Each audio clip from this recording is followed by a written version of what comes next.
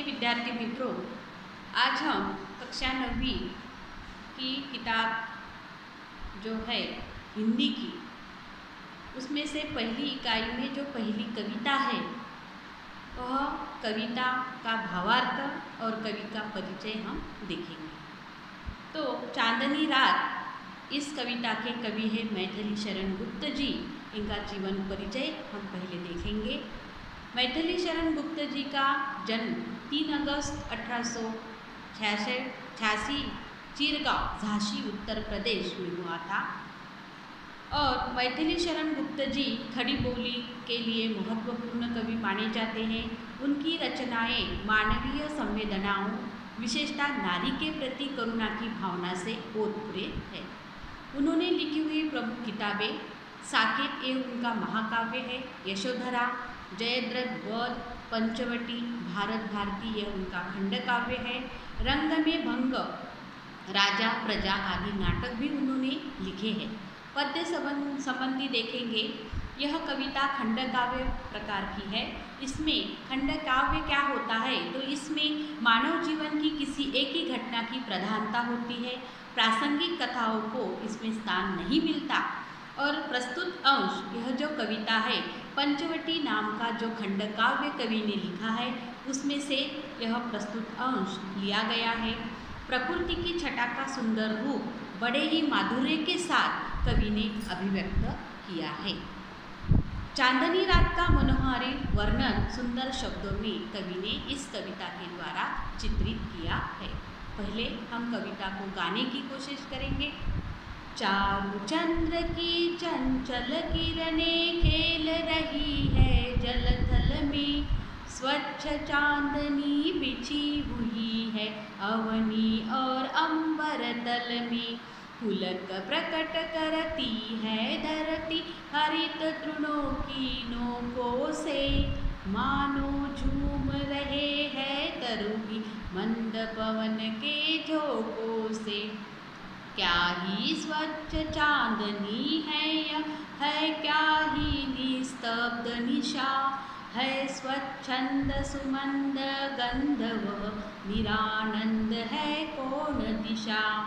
बंद नहीं अब भी चलते हैं नियति नटी के कार्यकलाप, पर कितने एकांत भाव से कितने शांत और चुपचाप, है बिखेर देती वसुंधरा मोती सबके सोने पर, रवि बटोर लेता है उसको सदा सवेरा होने पर, और विरामदायिनी अपनी संध्या को दे जाती है, शून्य श्याम तनु जिससे उसका नया रूप झलकाता है।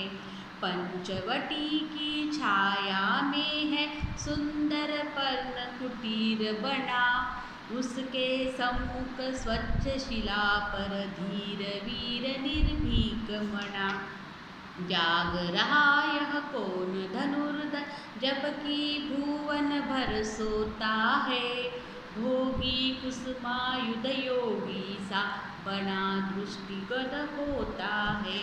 चारु चंद्र की चंचल किरणें खेल रही है जल थल में, स्वच्छ चांदनी बिछी हुई है अवनी और अंबर तल में।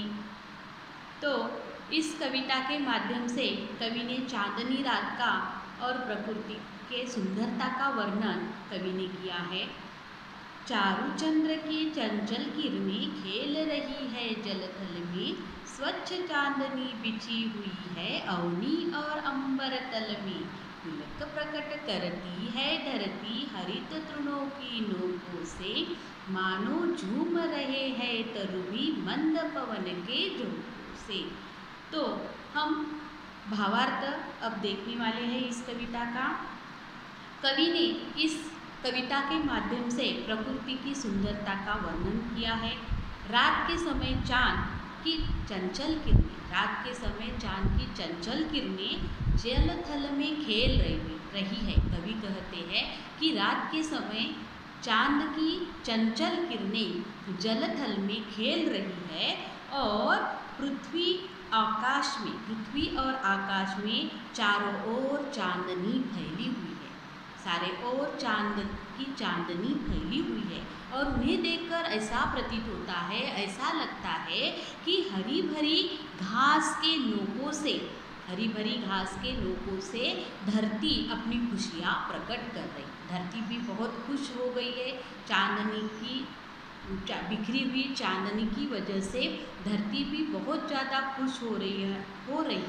वह अपनी खुशी का इजहार किस तरह कर रही है? हरी भरी घास के नोकों के द्वारा वह अपनी खुशी का इजहार कर रही है। और मंद मंद हवा भी चल रही है। मंद मंद हवा के झोंकों के साथ सारे वृक्ष भी घूम रहे हैं, झूम रहे हैं। क्या ही स्वच्छ चांदनी है यह, है क्या ही निस्तब्ध निशा, है स्वच्छंद सुमंद गंध, वह निरानंद है कौन दिशा। बंद नहीं अब भी चलते हैं नियति नटी के कार्यकलाप, पर कितने एकांत भाव से, कितने शांत और चुपचाप। कवि आगे कहते हैं कि चारों ओर स्वच्छ चांदनी बिखरी हुई है। चारों ओर स्वच्छ, रात का समय है, चारों ओर स्वच्छ चांदनी बिखरी हुई है और ऐसा लग रहा है कि जैसे रात थम सी गई है, रुक सी गई है, थम सी गई है और एक बहुत ही मनमोहक सुगंध वातावरण में फैली हुई है। बहुत ही मनमोहक सुगंध वातावरण में फैली हुई है। हर तरफ आनंद ही आनंद दिखाई दे रहा है और स्तब्ध कर देने वाली सुंदरता का प्रभाव सभी की सूत्रधार नियति जो है अर्थात प्रकृति पर नहीं पड़ रहा है। प्रकृति स्तब्ध है, शांत है। जो वातावरण में जो बदलाव हुआ है उसका कुछ भी परिणाम प्रकृति पर, नियति पर नहीं पड़ रहा है। उसके क्रियाकलाप एकांत भाव से चुपचाप अभी भी चल रहे हैं।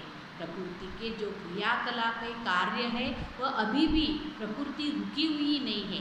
ऐसा लगता है चांदनी सब और बिखरी हुई है तो रात थम सी गई है, लेकिन प्रकृति थम नहीं गई है, रुकी नहीं है। उसके कार्यकलाप अभी भी शांत और चुपचाप भाव से चल रहे हैं।